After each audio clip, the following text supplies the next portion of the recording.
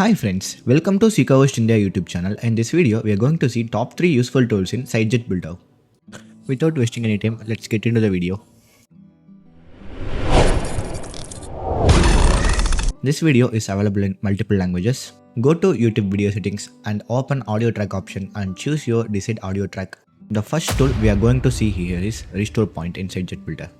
In cPanel, open Sitejet Builder option. Click on Try Sitejet A button to the website that you want to build with Sitejet Builder. Now you will be navigated to finish the basic starting steps of Sitejet Builder. To complete this basic startup steps of the Sitejet Builder, we have another separate video with a detailed explanation of how to do it. You can find the video link in the description. Please check it out. After completing the basic steps, you will be navigated to Sitejet Builder dashboard. In the top right corner, you could see the publish button. Please click it. Now you can see the notification like directory not empty. That means there are some existing files in the allocated directory of the Sitejet Builder website.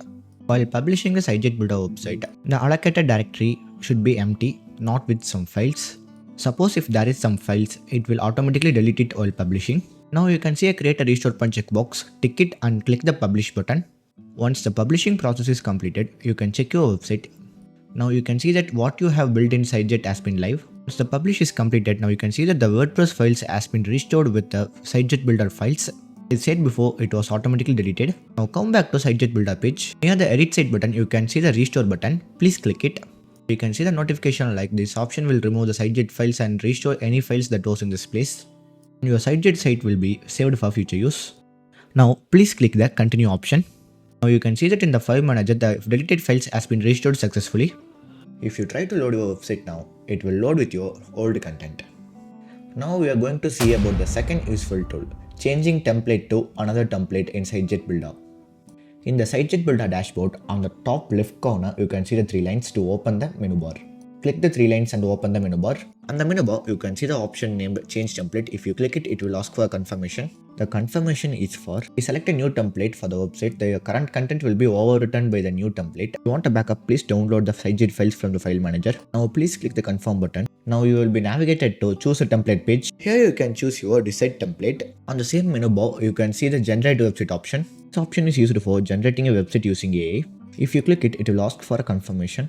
If you generate a website using AI, the current content will be overwritten by the AI content. Now please click the continue button. Now it will navigate you to Sitejet AI website builder page. Here you can generate your website by answering the questions it asks.